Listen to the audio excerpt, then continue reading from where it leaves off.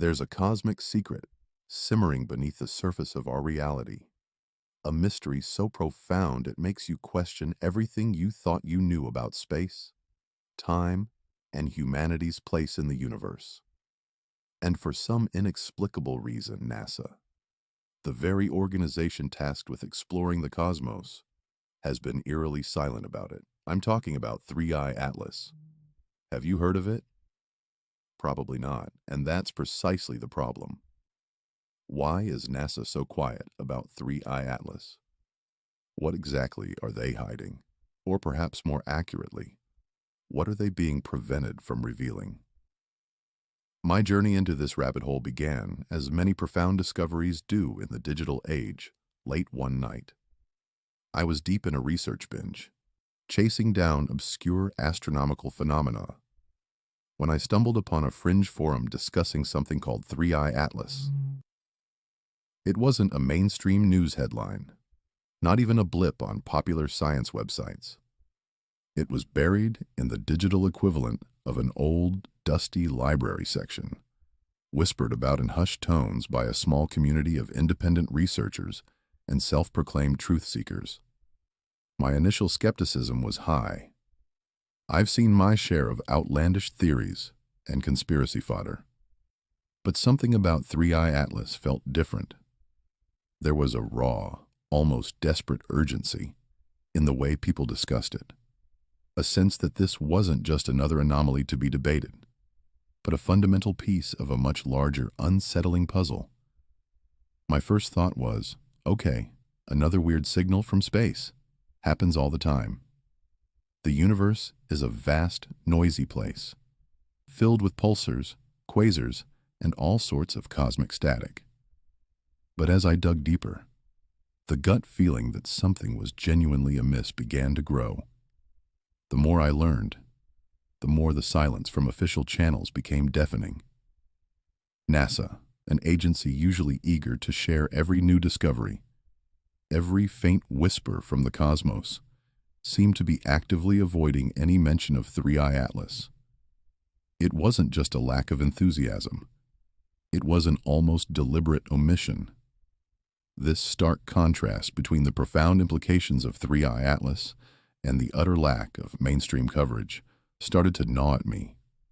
It felt like a deliberate blackout, a carefully orchestrated campaign of silence. So, what exactly is 3I-ATLAS? In the simplest terms, it's a powerful, unexplained radio signal, an incredibly strong burst of energy detected emanating from a distant part of the cosmos. But it's not just any signal. Its characteristics are what make it so profoundly unusual. It's not a repeating fast radio burst, nor does it fit the profile of any known astrophysical phenomenon. Its unique signature, its incredible power, and its seemingly intelligent pattern defy conventional scientific explanation. It's almost as if it's designed to be noticed, yet simultaneously ignored. The more I read, the more I understood that this wasn't just a blip on a cosmic radar. It was a beacon, a message, or perhaps even a warning. Its very existence shattered preconceived notions of what's possible in the universe. The questions piled up. If this signal is so powerful, so unique, why isn't it front-page news? Why aren't scientists around the world clamoring to study it? Why the almost universal media blackout? My research led me down increasingly obscure paths, through encrypted forums and whispered conversations on the dark web, seeking answers that mainstream science refused to provide.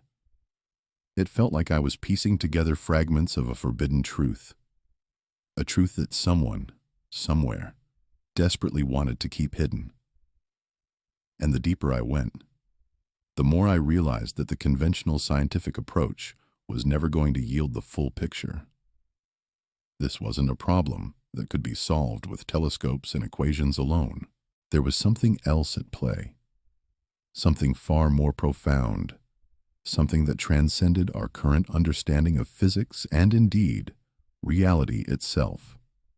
My search for answers led me to an unexpected source, a revelation that would forever alter my perception of the universe and my place within it. It wasn't a leaked government document, nor a whistleblowing scientist. It was something far stranger, far more ancient, and infinitely more unsettling. My quest to understand NASA's silence about 3I-ATLAS led me not to a university, but to an encounter that changed everything. It led me to him.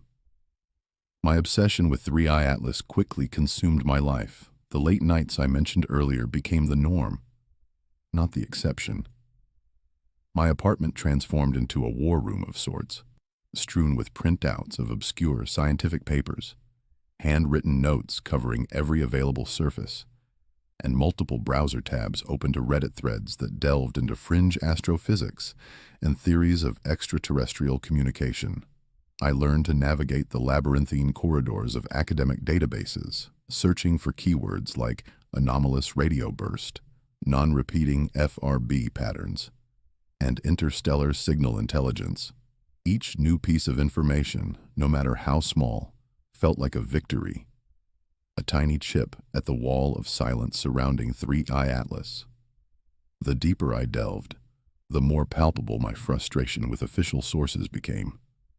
NASA's public statements, when they existed at all, were masterpieces of bureaucratic evasion. They'd acknowledge the existence of 3I-ATLAS with a dismissive wave, categorizing it as an unusual but explainable phenomenon, or a statistical outlier that required further observation. Their explanations felt not just incomplete, but deliberately vague, designed to pacify curiosity rather than satisfy it. It was as if they were speaking in a code where every word was chosen not for clarity, but for its ability to obscure the truth. The lack of any substantial follow-up research, the absence of dedicated missions or even public calls for proposals, screamed louder than any signal.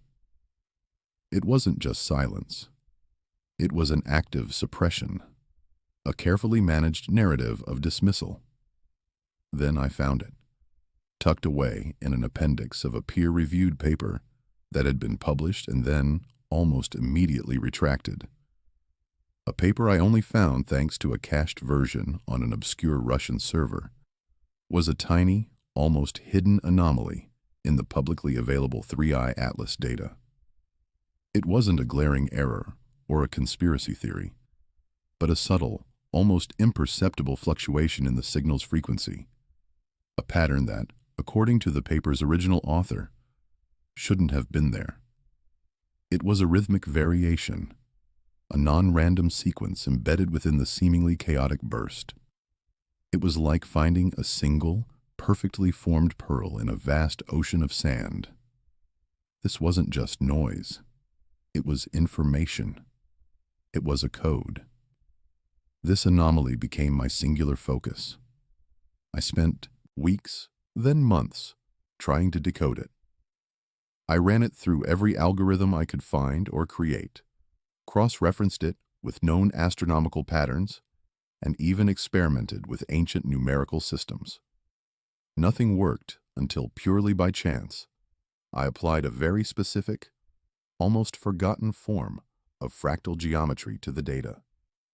It was a technique I'd only ever seen mentioned in a single, cryptic post on an old, defunct cryptography forum, where users discussed interdimensional messaging. The moment the algorithm ran, the chaotic fluctuations resolved into a series of coordinates, but not just spatial coordinates. They were temporal as well, pointing to a specific time and location. This was the digital breadcrumb, the thread that pulled me into an entirely new rabbit hole. The coordinates led me not to a place in space, but to a sequence of encrypted messages hidden within the dark web. It was a meticulously constructed digital trail, designed to be found only by someone with the patience and the specific knowledge to unlock the fractal key. Each decrypted message was like a riddle, a piece of a larger puzzle. They spoke in metaphors of starlight meeting earth, of veils between worlds, and of those who listen beyond the din. It was clear this wasn't a randomly generated path. It was an intentional invitation, a test of perseverance and intellect. The journey took me through layers of proxy servers, VPNs, and forgotten websites, some dating back to the early days of the internet, preserved like digital fossils. I found myself in forums dedicated to esotericism, quantum physics, and the nature of consciousness, all interconnected by subtle references to 3I-ATLAS. It was a community, albeit a hidden one, that had been observing, waiting, and perhaps even guiding. Finally, after what felt like an eternity of digital spelunking, the breadcrumbs culminated in a single, unambiguous message. It wasn't an explicit "meet me here," but a cryptic clue that, when deciphered, painted a vivid picture of a specific, out-of-the-way location. The message read, "Where the desert breathes the cold night air, and the forgotten eyes of the sky still watch, there you will find the answers that echo from beyond the veil." The coordinates pointed to an abandoned observatory in the desolate reaches of the Nevada desert, miles from any paved road, nestled among craggy, rust-colored mountains. It was a place where the stars truly met the earth, unobstructed by light pollution, a silent sentinel to the cosmos. The historical records I could dig up indicated it had been decommissioned decades ago, a victim of budget cuts and the march of technological progress. Now, it was just a skeletal frame of decaying metal and crumbling concrete, a ghost of scientific ambition. The drive itself was an exercise in isolation. As I left the last vestiges of civilization behind, the road narrowed into a dusty track, swallowed by the vast, silent expanse of the desert. The sky, unmarred by city lights, became an impossibly dark canvas, speckled with a million pinpricks of light. The air grew cold, sharp, and still. There was an atmospheric tension that settled over me, a feeling of profound isolation coupled with an almost primal sense of anticipation. Every shadow seemed to deepen, every rock formation to take on an ominous shape. The silence itself was heavy, pregnant with unspoken secrets. I felt like I was driving not just to a physical place, but to the very edge of my known reality, stepping over a threshold into something entirely new and utterly unknown. My heart pounded a rhythm against my ribs, a mixture of fear and an unshakable certainty that I was exactly where I was meant to be. The journey had been long, arduous, and at times terrifyingly solitary, but it had led me here, to this desolate, forgotten place, to whatever awaited me under the watchful eyes of the desert sky. The old observatory loomed in the pale moonlight, a skeletal silhouette against the star-dusted canvas of the desert sky. Its rusted dome, once a proud eye peering into the cosmos, now sagged like a tired eyelid. A gust of wind, cold and dry, whispered through the broken windows of the main building, carrying with it the scent of dust and decay. My heart hammered against my ribs, a frantic drumbeat against the overwhelming silence. Doubt, a venomous serpent, began to coil in my gut. Had I come all this way for nothing? Was this just some elaborate prank, a wild goose chase orchestrated by an anonymous internet troll? The sheer isolation of the place magnified every creak, every rustle of desert scrub. As I approached the main entrance, a heavy metal door hanging precariously on a single hinge, a faint light flickered within. It wasn't the harsh glare of a flashlight, but a soft, pulsating glow, almost organic in its luminescence. Hesitantly, I pushed the door open. It groaned in protest, sending a cascade of rust flakes to the concrete floor. The interior was a cavernous space, filled with shadows and the ghostly outlines of decommissioned equipment. Dust motes danced in the ethereal glow, creating a surreal, otherworldly atmosphere. And then I saw him. He wasn't what I expected, not in the slightest. There were no pulsating brains, no elongated limbs, no bulbous eyes. He stood in the center of the room, near what looked like the remnants of a control panel, bathed in the soft, internal light of a small, intricate device held in his hand. He appeared utterly human, or at least a perfect imitation of one. Average height, lean build, dressed in simple, unadorned clothing that seemed to blend into the shadows. His face was unremarkable, almost forgettable. Yet his eyes held an ancient, profound wisdom that defied his seemingly young appearance. They were the color of deep space, flecked with distant stars, and they seemed to look not at me, but through me, into the very core of my being. He didn't move, didn't flinch, didn't offer a greeting. He simply looked at me, a faint, almost imperceptible smile playing on his lips. It was a smile that conveyed understanding, recognition, and perhaps a touch of amusement. "You made it." His voice was smooth, resonant, yet devoid of any discernible accent. It was a voice that seemed to bypass my ears and resonate directly in my mind. "I knew you would."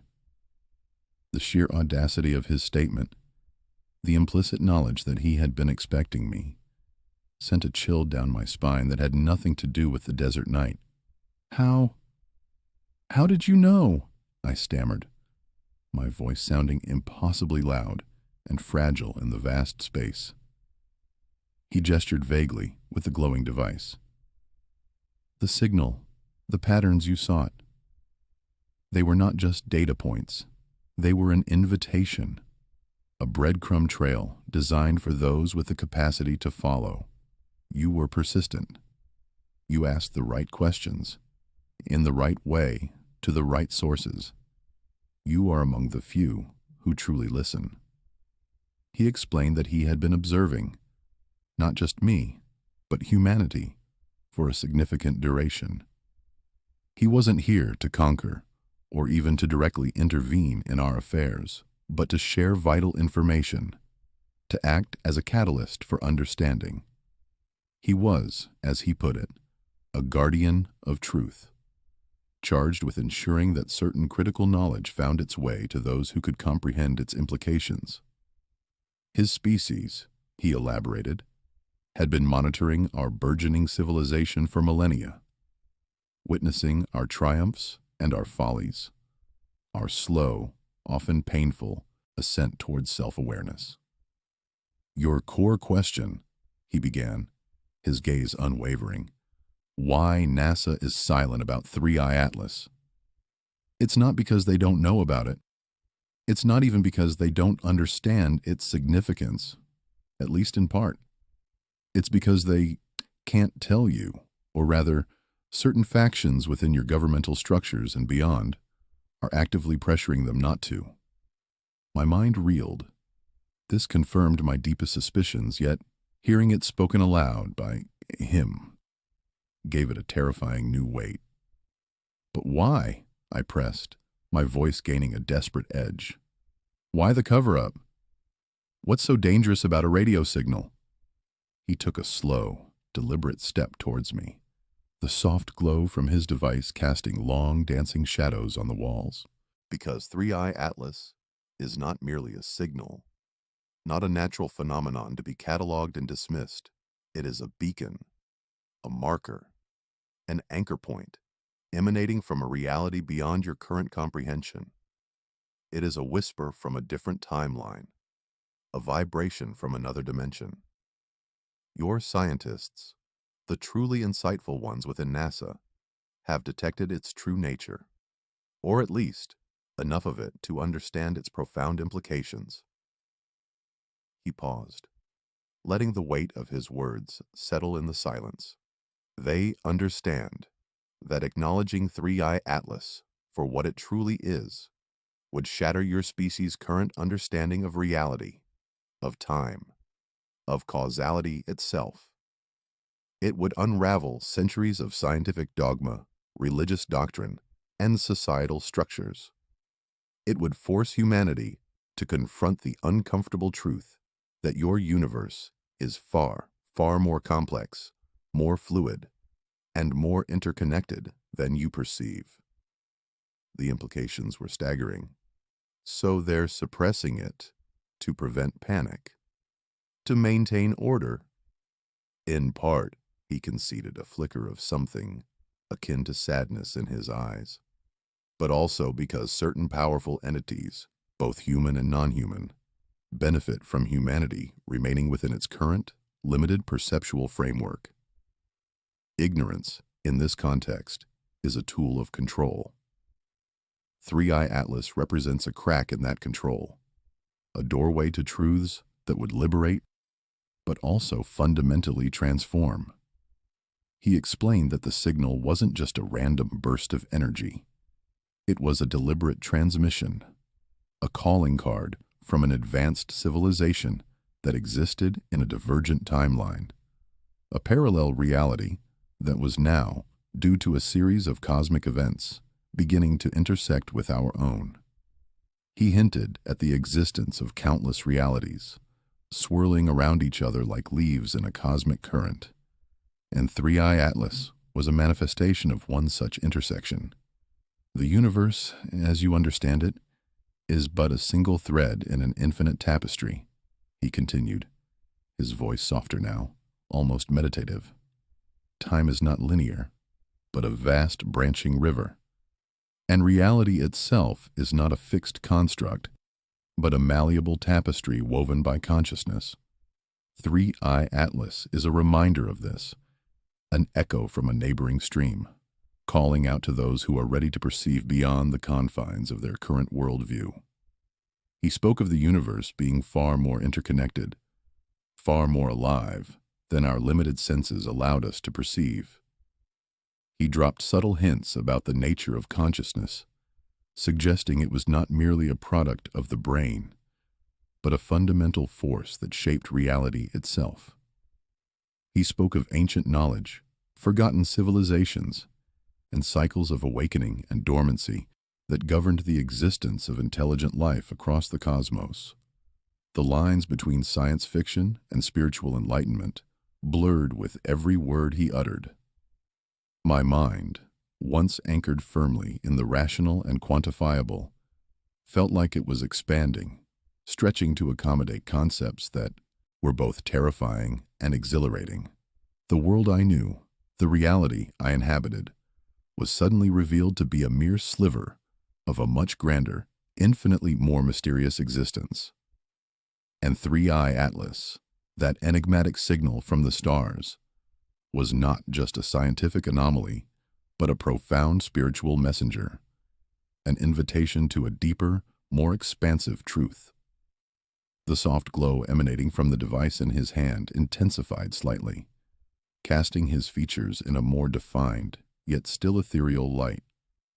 He looked directly into my eyes, and I felt as though he was peering into the very fabric of my being, past my skepticism, past my fear, straight to the core of my quest for truth. His voice, still resonant and calm, took on a more urgent tone. 3I-ATLAS is not merely a discovery meant for intellectual debate, nor an academic curiosity to be filed away. It is a trigger. Its activation, its continued pulsation across the vastness of your perceived space, has consequences for your timeline, for your reality, far beyond what your current scientific models can predict or even acknowledge. He explained that our current understanding of time and space, so linear and absolute in our minds, was severely limited. We perceived reality as a single, immutable path, when in fact, it was a complex tapestry of probabilities and branching possibilities, constantly being woven and rewoven. 3I-ATLAS, he revealed, was a signal that had resonated across these probabilities, a disturbance in the cosmic loom. There are entities, he continued, his gaze unwavering, both human and non-human, who have a vested interest in maintaining the illusion of a singular, immutable reality. They are the guardians of the status quo, and their methods are subtle, pervasive, and incredibly effective.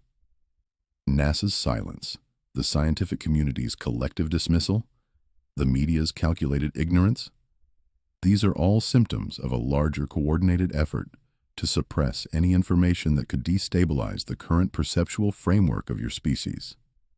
He spoke of ancient agreements, of powerful factions that had existed on Earth for millennia, working in the shadows, guiding humanity's development along a carefully managed trajectory. These were not necessarily malicious beings, he clarified, but rather entities who believed that humanity was not ready for the full truth, that a sudden awakening would lead to chaos and self-destruction. Their methods, however, had become increasingly restrictive, turning a protective measure into a form of intellectual and spiritual imprisonment. Then he introduced a concept that truly made my mind reel: timeline drift. He described it as a subtle, almost imperceptible phenomenon where our reality, the one we collectively inhabit, is slowly but surely shifting. Imagine a river, he analogized, and your reality is a boat gently drifting downstream. Normally, the current is steady, predictable, but now, due to external influences, possibly connected to the resonance of 3I-ATLAS across dimensions, the river itself is subtly changing course.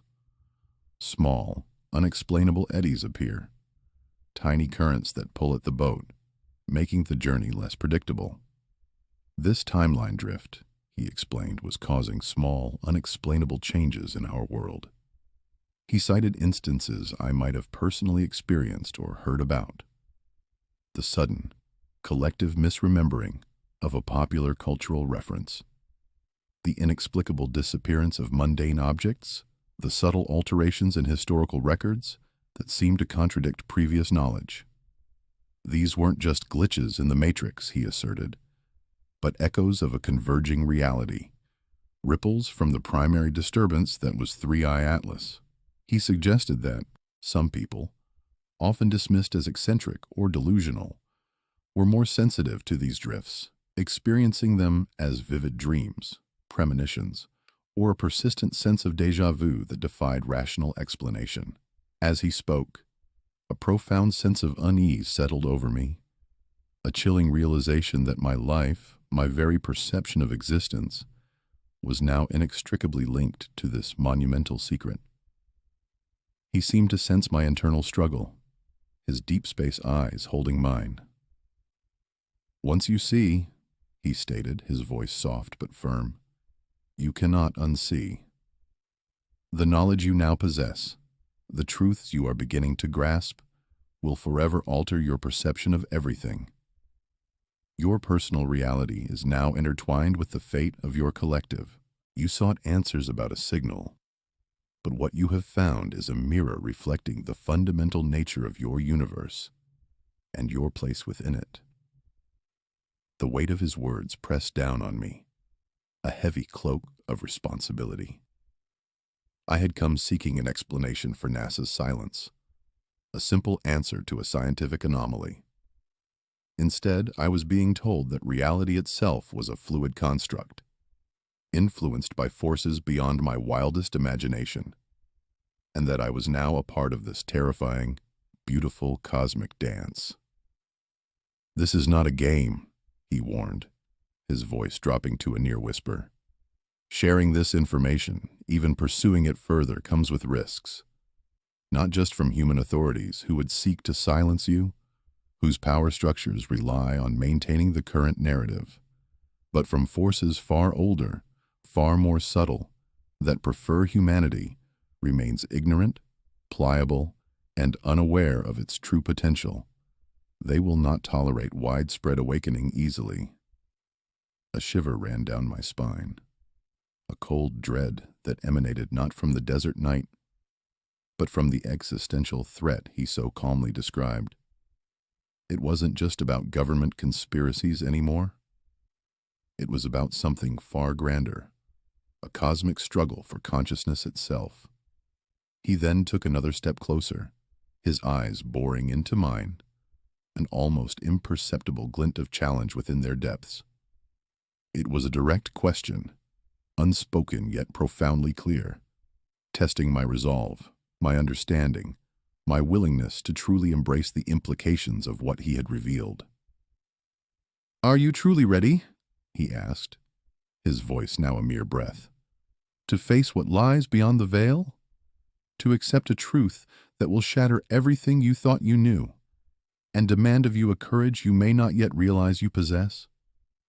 The question hung in the air, echoing in the vast, silent observatory. It wasn't just a test of my intellectual capacity, but of my spirit, my very soul. Was I ready? Could I truly walk away now, knowing what I knew? Or was I compelled to dive headfirst into the abyss of truth, no matter the cost? The answer, though terrifying, began to form in my mind, a resolute whisper against the rising tide of fear. The alien's gaze was an unyielding force, a silent challenge that reverberated through my very core. The weight of his question, "Are you truly ready to face what lies beyond the veil?" lingered, heavy and profound. My mind raced, grappling with the sheer magnitude of what I had just heard. Timeline drift, ancient entities, a reality far more fluid than I had ever imagined. It was dizzying, terrifying, yet undeniably compelling. I could feel the pull, the undeniable urge to know more, to understand the intricate workings of this hidden universe. My quest had begun with a simple signal, a scientific anomaly, but it had rapidly transformed into something far grander, a spiritual awakening, a call to a deeper truth. And in that moment, standing in the desolate observatory, under the silent judgment of his star-flecked eyes, I knew my answer. "Yes," I breathed, the word a small but firm declaration against the vastness of the desert night. "I am ready." A faint, almost imperceptible smile touched the alien's lips, a flicker of approval that warmed me, despite the chill in the air. He nodded slowly, as if confirming a long-held suspicion, or perhaps acknowledging a choice he had anticipated all along. "Good," he said, his voice regaining its resonant quality, "because words, while necessary, are ultimately insufficient to convey the full spectrum of reality. Some truths must be experienced, not merely heard." With that, he extended his hand, the small glowing device still cradled within his palm.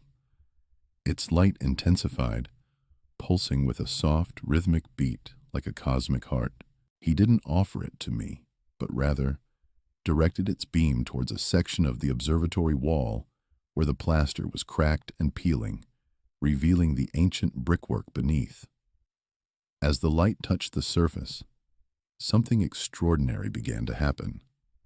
The wall shimmered, not with a reflection, but with an internal luminescence, as if the very atoms of the material were reorganizing themselves. What unfolded next shattered any lingering vestiges of my skepticism. The wall didn't just change, it became a window. Not a literal window, but a portal, a seamless projection that displayed a scene with breathtaking clarity. It showed a bustling city, vibrant and alive, yet subtly different from any I had ever seen.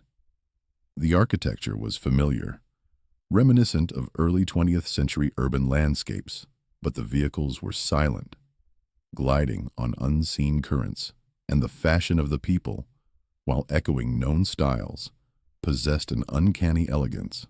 "This," the alien explained, his voice hushed with a reverence that mirrored my own awe, "is a glimpse into a divergent timeline, a reality where a pivotal historical event, one that shaped your 20th century profoundly, took a different turn. Observe closely. As I watched, mesmerized, a news ticker scrolled across a towering building in the projected city. It spoke of a global alliance, a unified effort towards technological advancement and interplanetary exploration, conspicuously absent of any mention of the devastating world wars that had scarred my own timeline. I saw figures I vaguely recognized from history books, but their roles, their destinies, were fundamentally altered. A familiar dictator was now a benevolent leader of a scientific institute. A renowned pacifist was celebrated for groundbreaking advancements in energy. It was a world that had bypassed centuries of conflict, forging a path of accelerated progress and unity. The alien then shifted the beam, and the scene morphed. Now, I saw a timeline where humanity had succumbed to environmental catastrophe, a desolate wasteland where the remnants of civilization struggled for survival. Then another, where technology had advanced to an almost godlike level, but at the cost of all individuality, creating a perfectly ordered, yet utterly sterile, society. Each projection was vivid, immersive, utterly undeniable. It wasn't a simulation, it felt real. A window into parallel existences, playing out simultaneously, just beyond the veil of our perception. "These are not hypothetical constructs," the alien stated, pulling the light away, and the wall returned to its cracked, mundane state. "These are realities, as tangible and valid as your own. The proof you seek, the undeniable demonstration, lies in the myriad paths existence can take. 3I-ATLAS, in its essence, is a resonance from one such path, a vibrational signature that bleeds through the thin barriers between dimensions." He then revealed a crucial, mind-bending detail. 3I-ATLAS carries two messages. The first, the one your scientists detect, is a complex mathematical sequence, easily dismissed as random cosmic noise or a natural pulsar. It is designed to be just anomalous enough to pique interest, but sufficiently intricate and seemingly patternless to deter widespread understanding by those who are not truly searching. It is the outer shell, the easily detectable layer, intended for your current level of scientific comprehension. He paused, letting the weight of this sink in, then continued. "But there is a second message, embedded within the very fabric of the signal's energy, a hidden, spiritual message. It is not a sequence of data, but a frequency, a resonance intended for those who are ready to listen, for those whose consciousness has begun to expand beyond the confines of linear thinking and materialistic perception. It speaks of unity, of interconnectedness, of the true nature of creation. It is a call to awakening, designed to resonate with the deepest spiritual core of your being." My own heart, I realized, had been vibrating in sync with that second message, long before I consciously understood it. My relentless pursuit of 3I-ATLAS wasn't just intellectual curiosity. It was an intuitive response to this hidden call. "You were chosen," the alien stated, his eyes now holding a profound intensity. "Because you asked the right questions, yes. But more importantly, you were chosen because you listened, with more than just your ears. Your spirit resonated with the deeper truth, even when your conscious mind struggled to comprehend. You are a conduit for this truth, an amplifier for the hidden message." He presented me with a choice, stark and uncompromising. "You have seen, you have heard. You now stand at a crossroads. You can ignore what you have learned, return to your previous life, and the memories of this night will slowly fade, like a dream. The forces that suppress this knowledge will ensure your comfortable return to ignorance. Or," he continued, his voice taking on a powerful, almost commanding tone. You can embrace this truth. You can become a messenger, a beacon for others who are also ready to listen. But know this, the path you choose will define your reality, and the choices you make will have far-reaching consequences, not just for you, but for the collective consciousness of your species. The choice, though presented as such, felt less like an option and more like an inevitability. How could I unsee what I had seen? How could I unhear what I had heard? The world I had known, the reality I had inhabited, was irrevocably shattered. Every memory, every experience, every scientific explanation now felt incomplete, a mere shadow of a deeper, more intricate truth. I could already feel the shift within me. The world now looked different. As I thought back to recent days, to moments I had dismissed as mere quirks or coincidences, they now took on a new, unsettling meaning.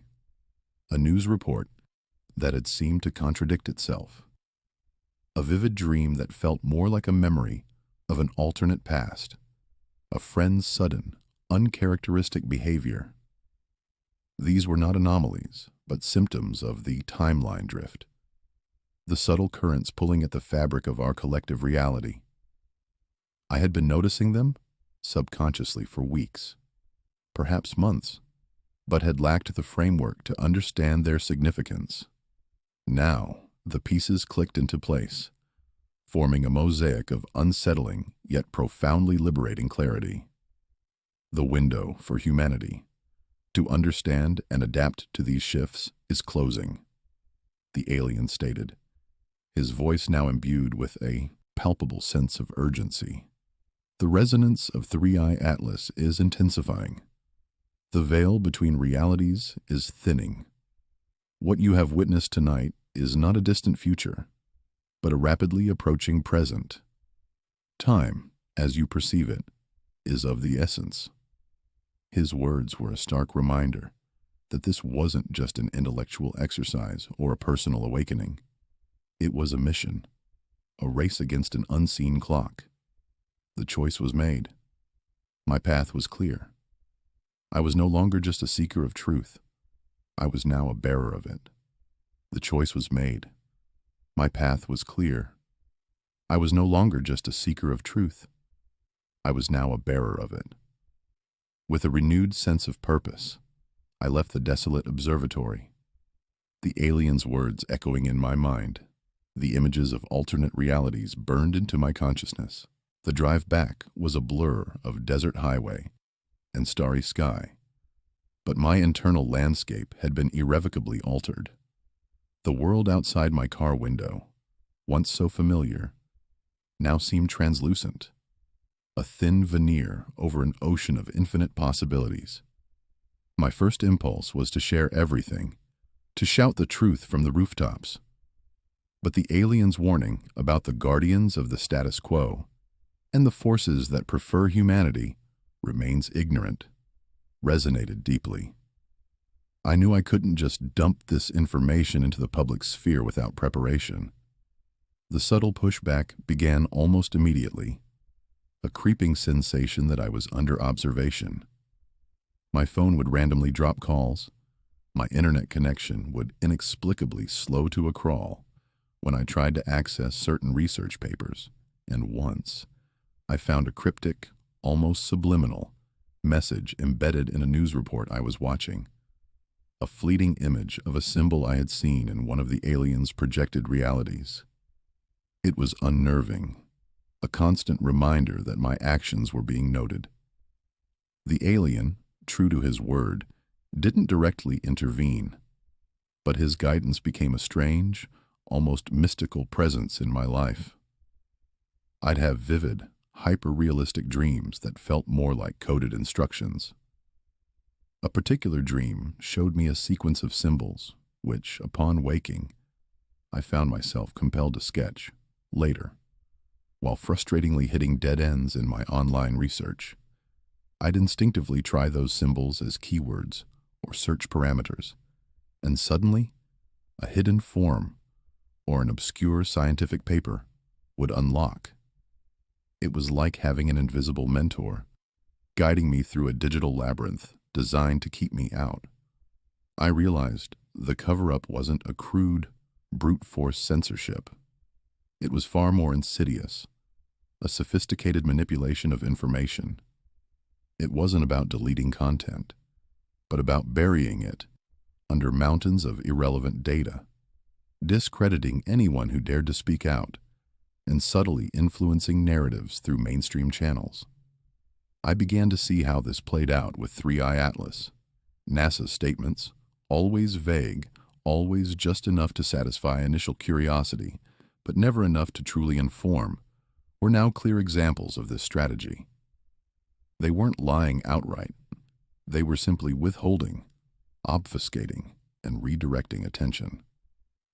Any independent scientist who got too close to understanding the true nature of the signal was either quietly absorbed into classified projects or subtly discredited, their work relegated to the fringes of academia. My breakthrough moment came through one of the aliens' dream-coded clues.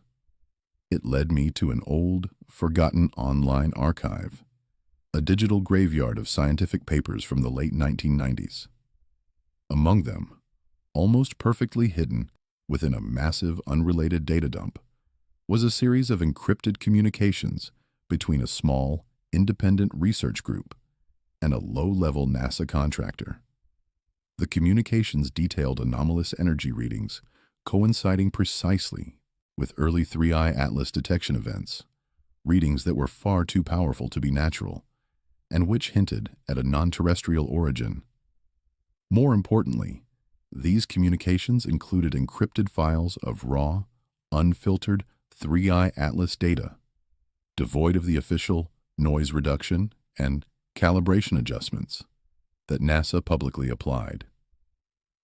When I decrypted the files using a method I'd intuitively gleaned from another one of my vivid dreams, the truth hit me with the force of a physical blow. The official data showed 3I-ATLAS as a singular, powerful burst. But the raw data, the untouched signal, revealed a complex, pulsating rhythm, not just a single burst, but a series of overlapping frequencies, almost like a symphony. And within that symphony, undeniable, were patterns, repeating sequences, mathematical constants, and what appeared to be layered harmonic structures that screamed intelligent design. It wasn't just a signal. It was a broadcast, a deliberate communication. This was the undeniable piece of evidence. This wasn't speculation or philosophical musing. This was hard data, verifiable by anyone with the right tools and an open mind. It was the proof that the alien had implicitly promised, a tangible manifestation of the other message, now laid bare for those willing to see. I knew I couldn't release this directly through mainstream channels. It would be instantly suppressed, but I could and would get it out into a public, albeit fringe sphere. The dark web, encrypted forums, independent scientific communities, these were my new battlegrounds. The justice I sought wasn't about revenge or punishing individuals. It was far more profound. It was about breaking the cycle of ignorance, about empowering humanity with the truth that had been systematically denied to them. It was about giving people the chance to choose, to listen to the other message, to acknowledge the timeline drift, and to begin to understand the true nature of their reality. This wasn't just about 3I-ATLAS anymore. It was about the fundamental right to truth, to self-determination in the face of cosmic shifts. I knew the risks were immense, that these shadow organizations would redouble their efforts, but armed with the raw data and guided by the cryptic wisdom of my alien mentor, I felt an unshakable resolve. The truth, like a river, would find its way. The truth, like a river, would find its way. My mission was clear: to ensure that this vital stream of information reached those who were ready to receive it, bypassing the dam of suppression built by the guardians of the status quo. The raw data, the true face of 3I-ATLAS, was my weapon, and the fringe digital communities were my conduit. It was during one of my late-night sessions, meticulously preparing the data for dissemination, that the alien reappeared, not physically, but in a way that was far more profound and unsettling. My monitor, displaying complex spectral analysis graphs of 3I-ATLAS, suddenly flickered. The lines on the screen began to warp and shift, coalescing into a familiar pattern. The symbols from my dreams, the ones that had guided me to the encrypted archives. As I watched, mesmerized, the symbols resolved into a visual representation of the alien's face, rendered in shimmering, fractal light. His voice, clear and resonant, filled my study, not from the speakers, but seemingly from within my own mind. "You have done well," he communicated, his voice devoid of judgment, yet brimming with a deeper understanding. "You have navigated the labyrinth and retrieved the first key. Now, it is time for the final revelation, the full truth of 3I-ATLAS." He explained that 3I-ATLAS was not merely a signal or a broadcast, but a bridge, a fluctuating energy, construct, a quantum gate. It was a deliberate creation by an advanced civilization, one far beyond our current understanding of physics and consciousness. But what truly sent shivers down my spine was his next statement. "This civilization is, in essence, your future selves, or rather, a highly evolved branch of humanity from a divergent, more advanced timeline." My mind reeled. Our future selves, a bridge between realities? The implications were staggering. He elaborated, explaining that this future humanity, having transcended many of the limitations we currently face, had discovered a critical juncture in their past, our present. A point where a series of choices, if made differently, would lead to their own timeline's prosperity, or conversely, to its catastrophic collapse. 3I-ATLAS, therefore, was not just a warning. It was a desperate attempt to course-correct their own history by influencing ours. "The purpose of the signal," he continued, "is multifaceted. On one level, it is a countdown, a temporal marker indicating a critical convergence point in your collective timeline. If humanity continues its current trajectory, ignoring the subtle shifts in the spiritual decay, the timeline will diverge irrevocably, leading to a future of profound suffering for a significant portion of your species. For our timeline, it meant a delayed but inevitable collapse. But it is also an invitation to a different evolutionary path, one that embraces unity, consciousness expansion, and a deeper understanding of your place in the multiverse." He then detailed the terrifying consequences of ignoring this cosmic lifeline. If humanity continues to ignore 3I-ATLAS and the accelerating timeline drift, your reality will not simply collapse, it will fragment. Imagine a mirror shattering, each piece reflecting a slightly different, increasingly incompatible version of reality. Individuals, families, nations, even entire continents, could find themselves existing in subtly divergent realities, unable to fully interact or comprehend each other. This is already beginning, manifesting as the unexplainable discrepancies and collective amnesia you have witnessed. Eventually, this fragmentation could lead to a catastrophic event, a timeline collapse, where the very fabric of your perceived reality unravels. Only those who understand and consciously adapt to these shifts will be able to navigate this impending chaos. This was where the spiritual connection became not just explicit, but paramount. The alien emphasized that understanding these parallel realities and timeline shifts wasn't solely a matter of scientific prowess or technological advancement. It requires a fundamental shift in consciousness, he declared, his luminous form pulsating with intensity. An awakening of your spiritual selves. Your science, while powerful, is limited by its materialistic framework. It perceives only the ripples on the surface, not the currents beneath. To truly comprehend the nature of 3I-ATLAS, to navigate the timeline drift, you must expand your perception beyond the five senses, beyond the confines of linear time and space. You must reconnect with your intuitive, spiritual core, the part of you that instinctively understands interconnectedness and the energetic nature of all existence. He hinted at the existence of other civilizations, countless others, scattered across the vast tapestry of the multiverse. You are not alone in this grand cosmic experiment, he revealed.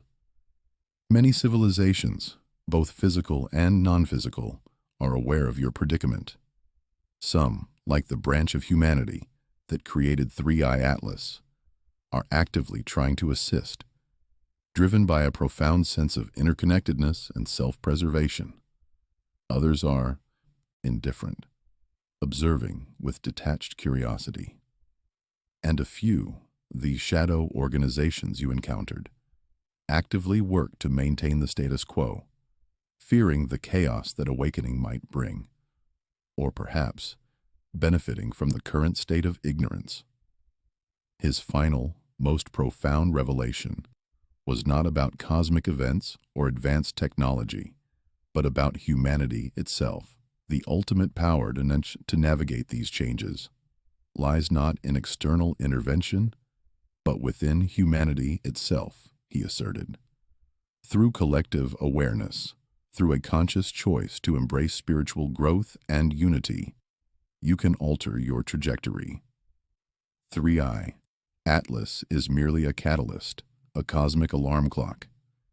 I am merely a guide, a messenger, the power to choose your future, to heal the fragmentation, to prevent the collapse, rests solely with you.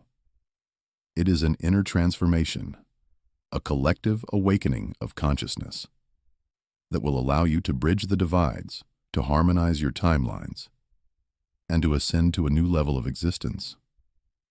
The fractal image of his face began to shimmer and dissipate, the light fading from my monitor. His voice, too, began to recede, leaving behind a profound silence, filled only by the hum of my computer and the frantic beating of my own heart. The full scope of the truth, laid bare, was overwhelming. It wasn't just a scientific anomaly or a government cover-up. It was a cosmic intervention, a spiritual call to arms, a desperate plea from our future selves, all converging on this single, pivotal moment in human history. And I, a lone individual, was now inextricably linked to its outcome. The weight of this knowledge was immense, but so too was the sense of purpose it ignited within me. The river of truth was not just flowing, it was now a torrent, and I was tasked with guiding its course. The river of truth was not just flowing, it was now a torrent, and I was tasked with guiding its course. The alien's final transmission had left me changed, fundamentally and irrevocably. The world outside my window, once a seemingly solid and predictable place, was now a dynamic, fluid tapestry of shifting realities, its stability an illusion maintained by collective ignorance. I saw the subtle discrepancies everywhere. A historical fact, remembered differently by two people. A news report that subtly contradicted itself from one day to the next. A fleeting moment of déjà vu that felt less like a memory glitch and more like a temporal echo. These were not mere coincidences. They were the whispers of the timeline drift, the subtle signs that the fabric of our shared reality was indeed stretching thin. My life, as I knew it, was over. The mundane concerns of yesterday held no sway over me. My mission was now my existence. To share this truth, not with panic or fear-mongering, but with a profound sense of urgency, and more importantly, with hope. The alien had shown me a path to transcendence, not just a warning of collapse. I understood that fear would only contribute to the fragmentation, while conscious awareness and spiritual growth could bridge the divides. The alien was gone, his direct presence having receded, but his influence remained, a guiding current within the torrent of information I now possessed. His task was complete. He had delivered the message, provided the catalyst. The baton had been passed, and it was now up to me, and ultimately to humanity, to decide the next steps. I knew that the shadow organizations and the guardians of the status quo would not simply vanish. Their efforts to suppress information would intensify. Their attempts to discredit me would become more sophisticated. But I also knew their power was built on ignorance, and truth, once truly seen, could not be unseen. This platform, YouTube, became my chosen vessel for dissemination. It offered a direct conduit to millions, bypassing traditional media gatekeepers. I began to construct my videos with meticulous care, weaving together the scientific data, the philosophical implications, and the spiritual insights. I started with the undeniable raw data of 3I-ATLAS, presenting it in a way that was accessible yet scientifically rigorous, showing the patterns, the mathematical constants, the undeniable signs of intelligent design that NASA's public data obscured. I layered this with explanations of the timeline drift, providing examples, asking viewers if they too had experienced these subtle shifts in their own lives. My early videos were met with a predictable mix of skepticism, ridicule, and fervent belief. But slowly, steadily, a community began to form around my channel. Not just conspiracy theorists, but scientists, spiritual seekers, artists, and ordinary people who had felt the unsettling feeling that something was fundamentally off with the world. They shared their own experiences of timeline drift, their own intuitive leaps, their own questions that mainstream narratives failed to answer. This was the collective awakening the alien had spoken of, beginning to stir. The urgency for my audience became the core message of every video. This isn't just my story, it's our story, I would often say, looking directly into the camera, trying to convey the gravity and the hope of my message. The information I've shared today is crucial, but it's not meant to instill fear. It's meant to empower you. It's meant to make you look closer, to question, to feel the subtle shifts in your own lives. Have you noticed memories that don't quite align? Events that unfolded differently than you recall? These aren't just tricks of the mind. They are echoes of diverging realities, whispers from the quantum bridge that is 3I-ATLAS. I emphasized that they, the viewers, had the power to perceive these truths and to prepare for what was coming. It wasn't about waiting for external saviors or fearing impending doom. It was about an inner transformation, a conscious choice to raise one's own awareness, to cultivate compassion, and to seek interconnectedness. The alien told me that the future of humanity rests on a collective shift in consciousness, I explained in one video, my voice filled with conviction. It's about awakening, not fear. It's about recognizing our inherent spiritual nature, our capacity to choose a higher path, to harmonize our timelines, and to ascend to a new level of existence.